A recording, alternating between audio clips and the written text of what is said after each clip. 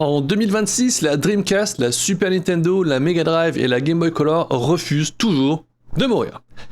Voici 5 nouveaux projets rétro et campagnes Kickstarter qu'il va vraiment falloir surveiller. On commence avec White Creek, un nouveau survival horror développé pour la Dreamcast.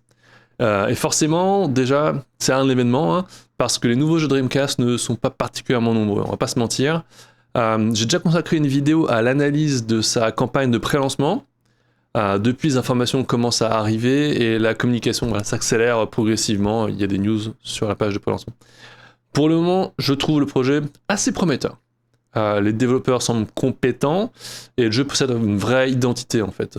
On retrouve un survival horror à caméra fixe qui rappelle évidemment les premiers Resident Evil, mais avec une esthétique parfaitement adaptée à la Dreamcast. Elle est vraiment cool. Derrière le projet, on trouve également Pixel Art. Alors c'est un éditeur bien installé dans le secteur du jeu rétro, avec une présence importante en France et en Europe. Donc voilà, on a l'expérience nécessaire pour produire et distribuer ce type de jeu. C'est assez cool. À l'heure où j'enregistre cette vidéo, aucune date précise n'a encore été confirmée. La campagne pourrait toutefois arriver au mois de septembre si on se fie aux actus postées sur la page de pré-lancement. L'équipe semble donc profiter des prochaines semaines pour faire monter progressivement l'intérêt autour du jeu. Et si elle réussit sa communication avant le lancement, elle pourrait obtenir un financement assez important. Il faudra juste faire gaffe avec le montant demandé en fait. L'objectif devra rester raisonnable ou alors être parfaitement justifié par les besoins du développement et de la production physique. Il faut vraiment faire gaffe.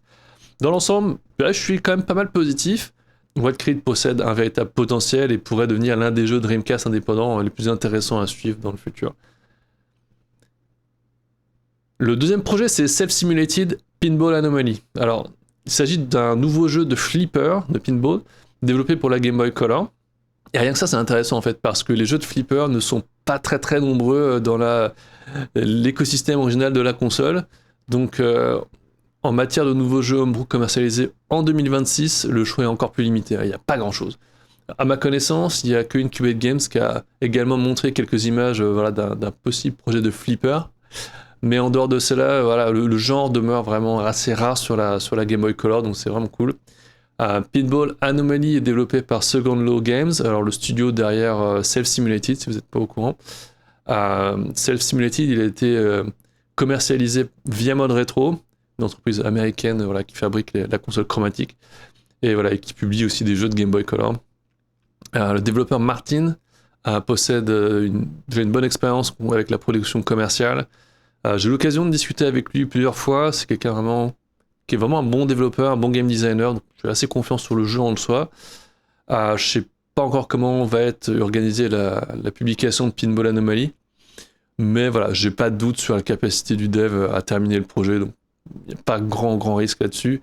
Le jeu profite déjà d'une certaine visibilité. Martin, lui, possède quand même des contacts avec plusieurs médias, des créateurs de contenu. Et Self-Simulated lui a permis en fait déjà de se faire connaître de la communauté, donc il va pas avoir de peine à communiquer avec ce jeu. Donc je suis pas inquiet concernant le potentiel de la campagne.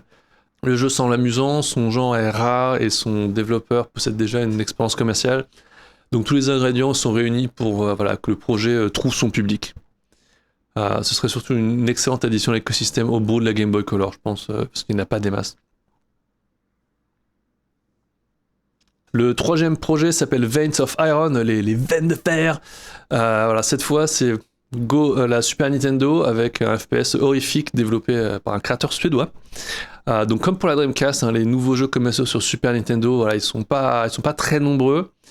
C'est ce qui rend Veins of Iron quand même intéressant, c'est surtout son genre. C'est pas un jeu de plateforme, c'est pas un jeu d'aventure, c'est un FPS à l'ancienne. Qui mélange des influences de Doom et Wolfenstein avec une ambiance proche de Resident Evil. Ça a l'air très cool. Faudra explorer des environnements, survivre et affronter différentes bestioles à la première personne, comme on peut se douter sur un Doom-like. Donc il y a plusieurs vidéos qui permettent déjà de voir le moteur et le gameplay. Visuellement c'est assez impressionnant pour un projet de Super Nintendo, donc super intéressant. Alors attention néanmoins, les séquences actuellement disponibles sur YouTube ont été enregistrés avec un émulateur modifié. Le développeur a annoncé qu'un prototype de cartouche permettra de montrer le jeu sur une véritable Super NES. Et donc ça, c'est en préparation. Cette cartouche devrait utiliser un coprocesseur moderne pour permettre à la console d'afficher le jeu dans de bonnes conditions. Donc c'est assez ambitieux, le projet reste mystérieux. Il s'agit du premier projet commercial du développeur, en tout cas de ce qu'on sait. Il n'y a pas d'éditeur qui a été annoncé pour le moment, on ne sait pas encore si la production sera entièrement gérée à travers Kickstarter. A priori oui, des premières lignes que j'ai pu lire dans la presse. Malgré ça, hein, je pense que le concept attire naturellement l'attention. Un FPS horrifique sur Super NES, ça court pas les rues, on ne voit pas tous les jours, donc rien que pour ça, je pense que ça peut bien marcher. Le bouche à oreille peut vraiment bien fonctionner. Le projet a déjà obtenu un article chez Time Extension, qui est quand même un média important dans le rétro gaming, donc ça devrait contribuer à le faire connaître. En revanche, la page de pré-lancement possède encore relativement peu d'abonnés. Donc voilà, il serait peut-être préférable d'attendre que la communauté grandisse ou de préparer une campagne de communication plus importante pour lui avant le lancement s'il veut pas que ça soit un flop et que personne vienne sur sa page. Donc voilà. Surveillez aussi l'objectif financier, les preuves techniques et tout ce qui va être présenté. Mais si la communication est réussie et que le prototype fonctionne réellement sur la console, Vines of Iron, ça pourrait devenir vraiment une très belle surprise en fait. Le quatrième jeu est Lethal Wedding, développé pour Mega Drive par Megacat Studio.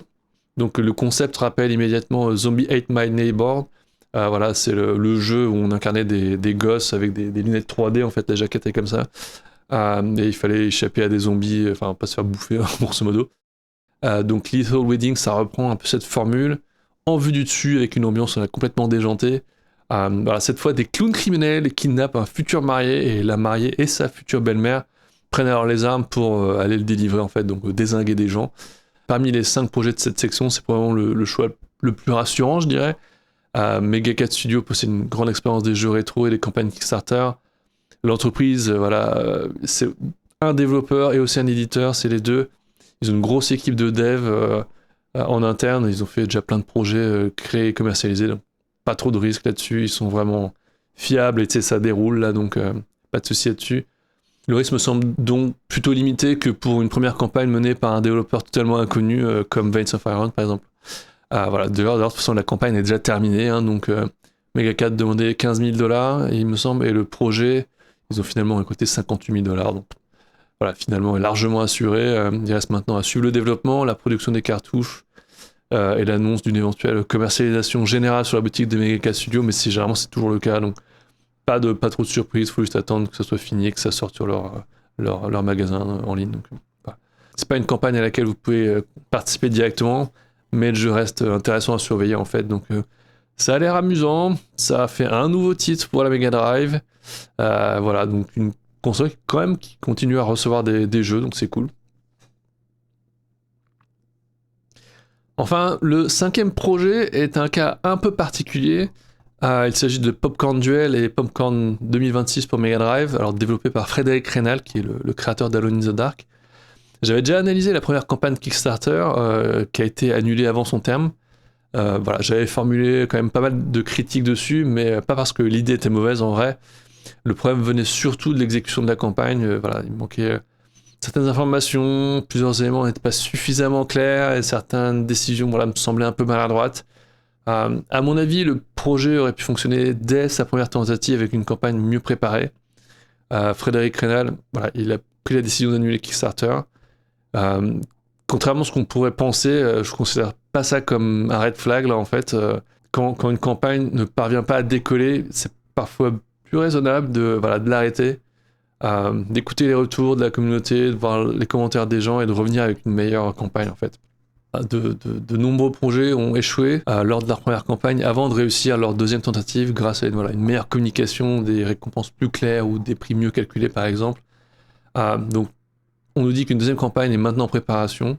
Le nouveau projet comprendra toujours une cartouche Mega Drive regroupant Popcorn Duel et Popcorn 2026, mais également une nouvelle interface USB pour le Popcorn Spinner.